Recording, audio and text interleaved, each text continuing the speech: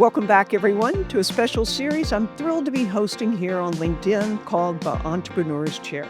Throughout this series, my goal is to provide you with authentic conversations with trailblazing entrepreneurs that are reshaping the Austin business scene, from startup founders to seasoned business moguls.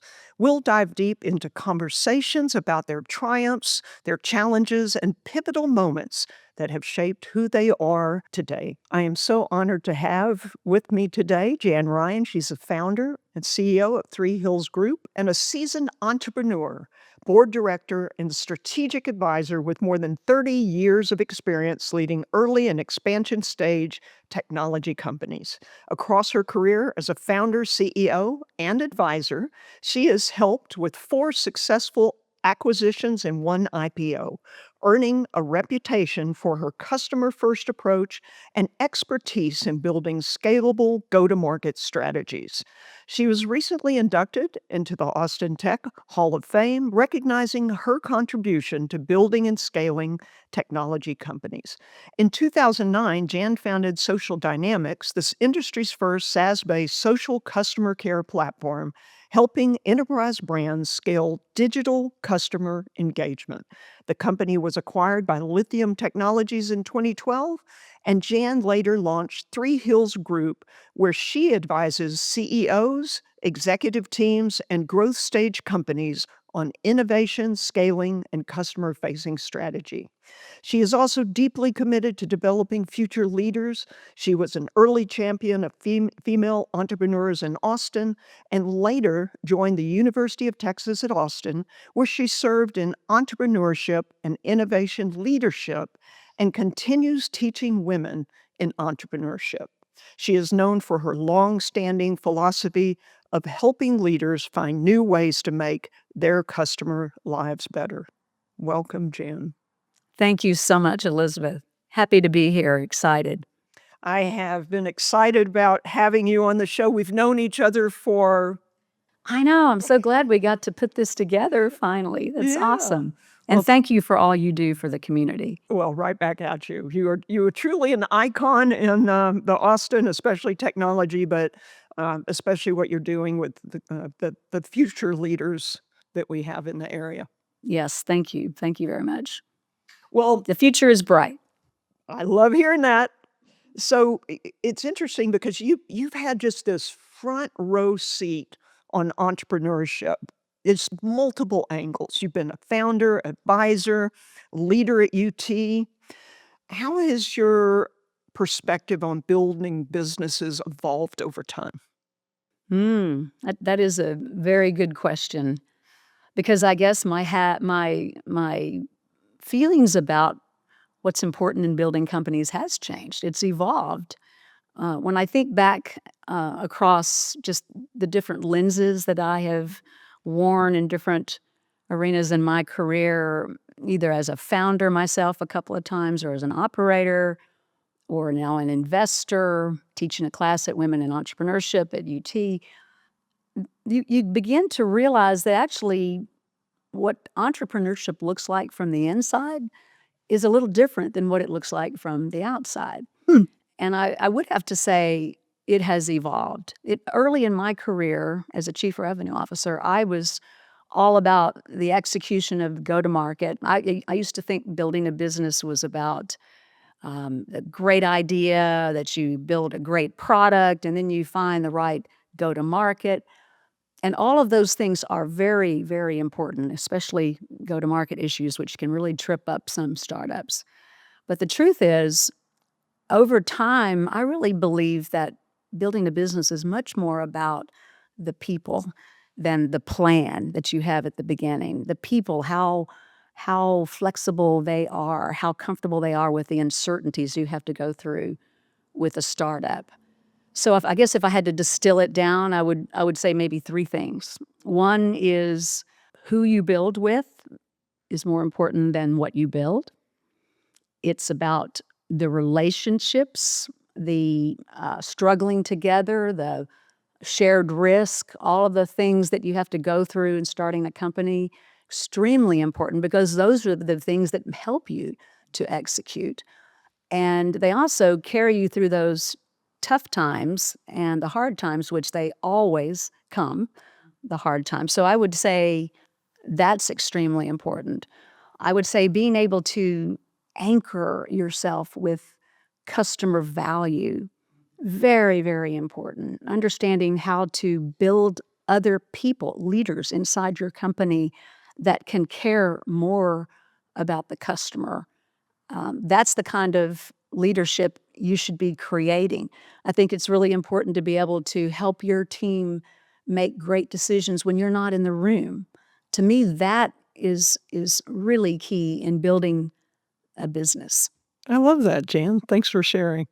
Yeah, we both lived through the dot-com, Absolutely. so I The think economic cycles notwithstanding, some of these things are fundamentals. yeah, and they helped certain companies weather that storm and all the other storms that will still Absolutely. happen every other day, right? Absolutely. Well, you've worked with a lot of founders and organizations navigating growth and change. Um, what do you see as some of the common challenges that run through all of that? Yeah, it's also a good question because entrepreneurs are so different, very, very different in the way they approach things and who they are, the diversity. But there is a general pattern when you've done as many, now hundreds of different entrepreneurs that I've worked with and helped, and one of those patterns that apply today, I think, are very keenly that times have changed a little bit. You're no longer asked to grow fast. You got to grow fast. It's now growing efficiently, and not only just efficiently, but you've got to grow profitably. At some point, you're either going to be profitable quickly, or you're going to be on a path to go to that way in AI. And I'm using this sort of AI era that you were talking about to define today because it is different. So, no pressure. I mean, be profitable, be quick, but yet not too quick and hire the right people. It's extremely hard, I think, on leaders today. What I find in coming alongside young entrepreneurs and others, it's just tougher than probably it's ever been to be a leader in this environment. You not only have to deal with all of those variables, but you're also dealing with a lot of change, quicker change than we have ever Yeah. seen before. Most entrepreneurs in this always on environment are either struggling right now or almost about to struggle with some burnout. That's a very common thing that people don't talk about enough. Right. Burning out, the whole idea of AI changing so quickly. I'm involved in a lot of AI projects, and they're different in 6 months than they were before. A lot of these things are just rapid change. This is exhausting for entrepreneurs and for leaders. So I think, first of all, the number one thing, it's just harder today Mhm. as a leader. I think it's also harder to scale yourself as a leader today because you're going from being a builder to being someone who is now, a leader, and that may be new to you. But then now all of a sudden, you're having to get to a place where you're an architect of the culture. Right. And so all of this is happening at once. So I think those trends are things that are very, very much a part of the challenges that leaders face. I think there's a lot of positive things that leaders have today, and we can talk a little bit more about that later. But I think the challenges are clear front and center. There's a lot more mentorship, though. There's Yeah. access to mentorship. You've got to be able to ask more often. Um, I think many times leaders are trying to calibrate risk too much Mm. without realizing it's just going to happen. You're going to have a stronger risk muscle. I think women, for instance, try to calibrate risk and look for certainty when the market doesn't actually reward certainty. They reward being able to come up with something novel and new for a customer. But I think those are some of the challenges today.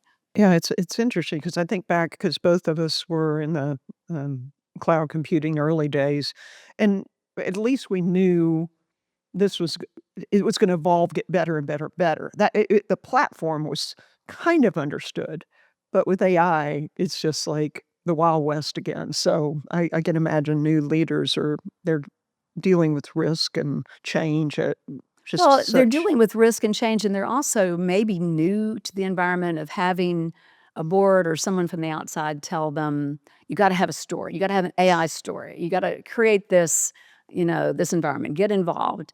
A lot of the leaders that I work with think, and they're operating under the impression that they have to be a, AI company or something that is involved in AI by Tuesday, right? And it just doesn't that's not the reality of it.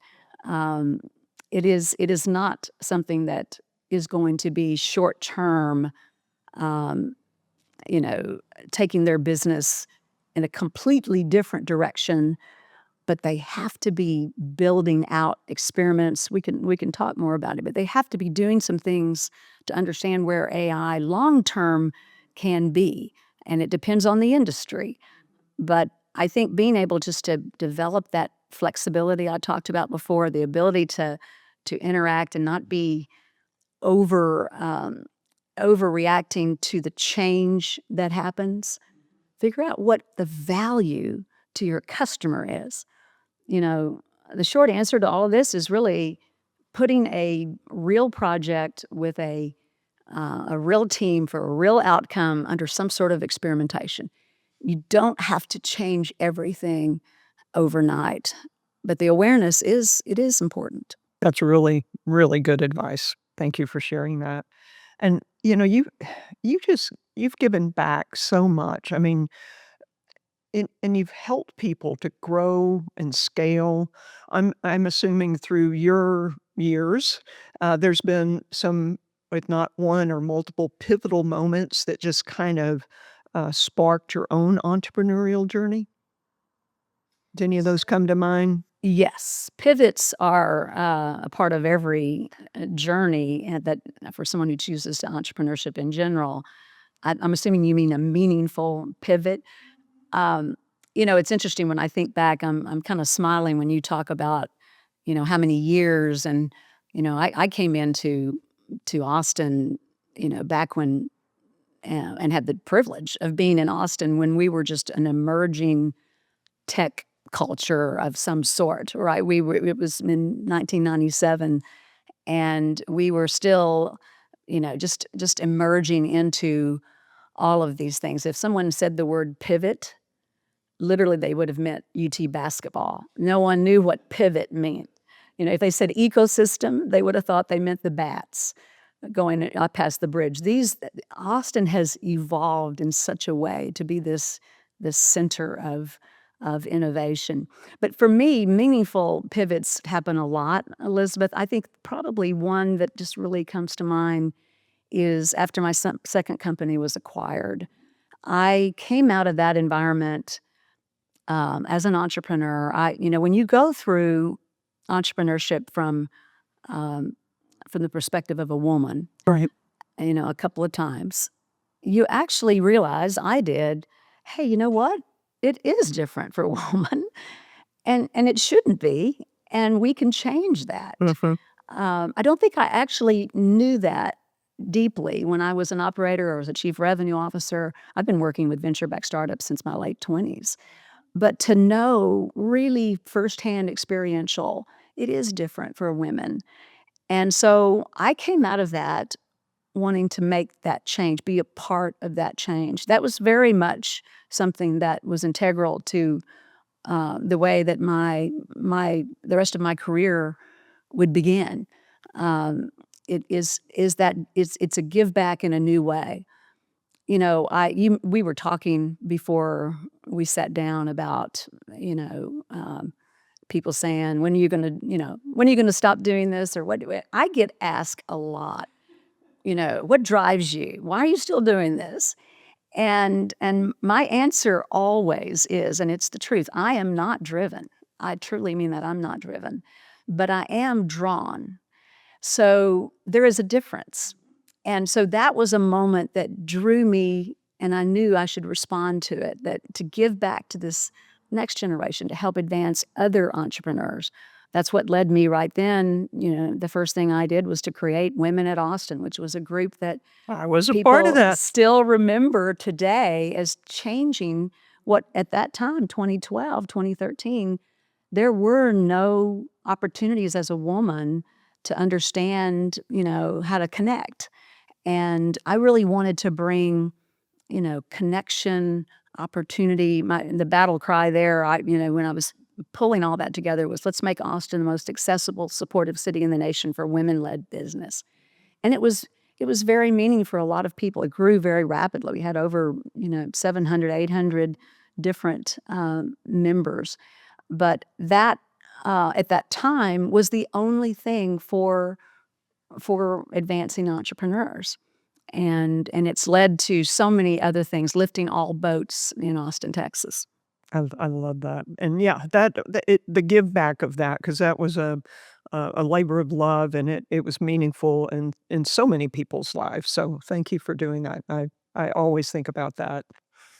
Um, you talk a lot about making innovation practical. I love those 2 words together, just not theoretical.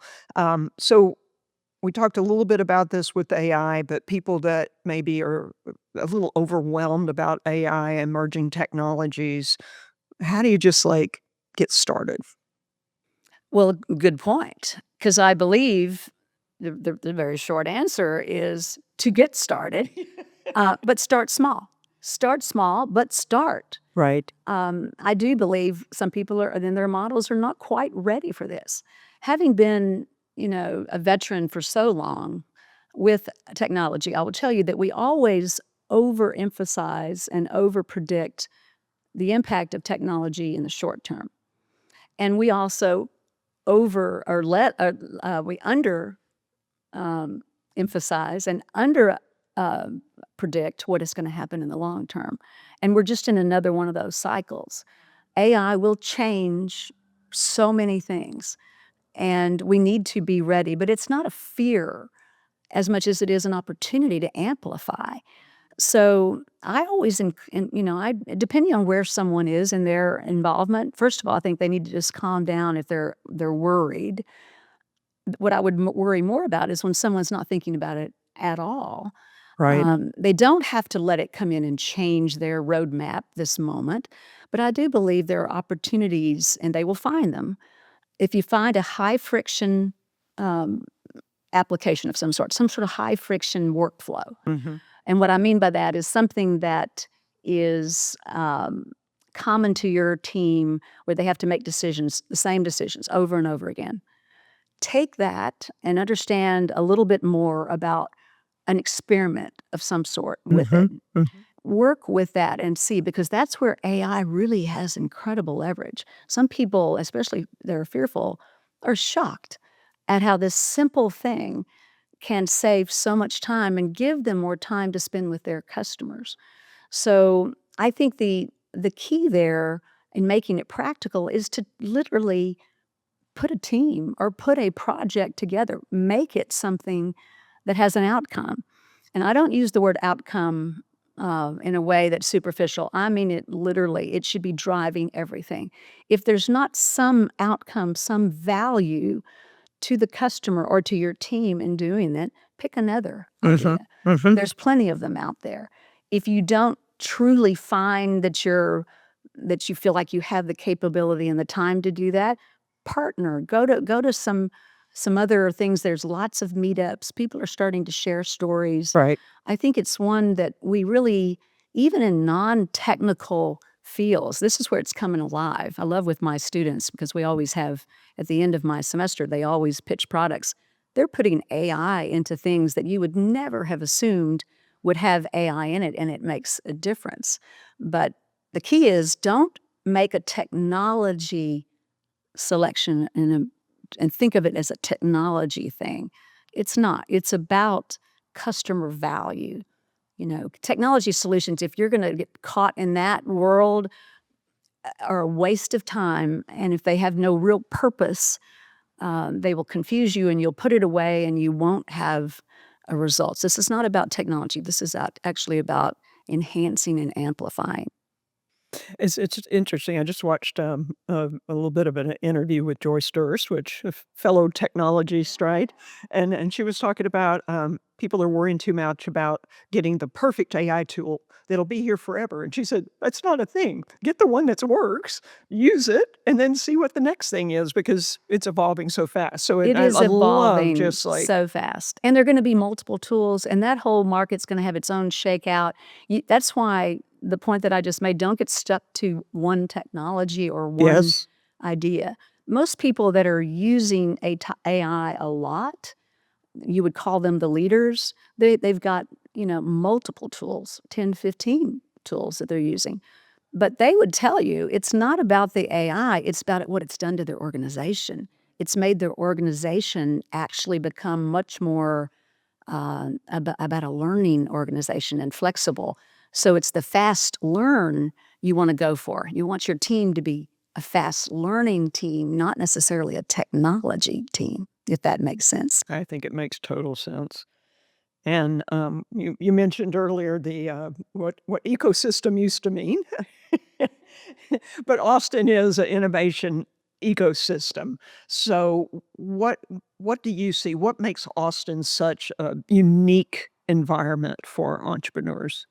Oh, gee, that is such a good question, and it's a question I love because I see it from my multiple lenses for my young women that I'm mentoring at the university, for my clients.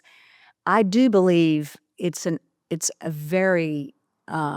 a very good place to launch a company. To me, that's the best place to launch a company. But I think what's unique about Austin is that it's not just a tech culture, a tech Right. hub. It really is an innovation center, and it is something that is community first.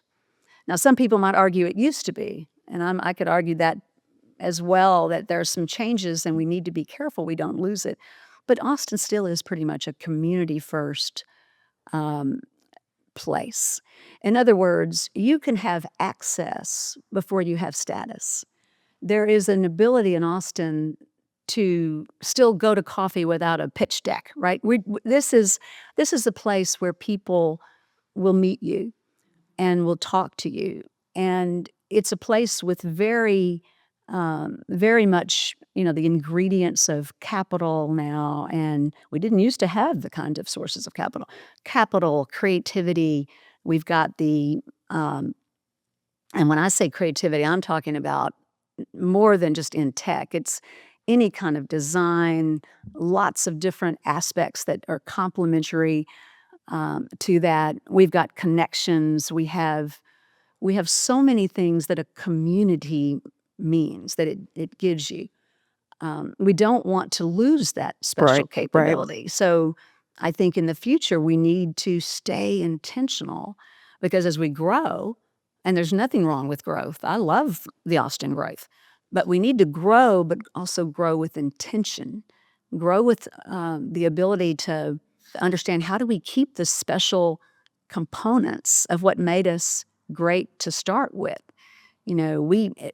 Sometimes you almost have to work in other environments and other markets to realize the difference. But having worked in Silicon Valley and in New York, many, many times, there is a much greater cohesiveness here than some people believe.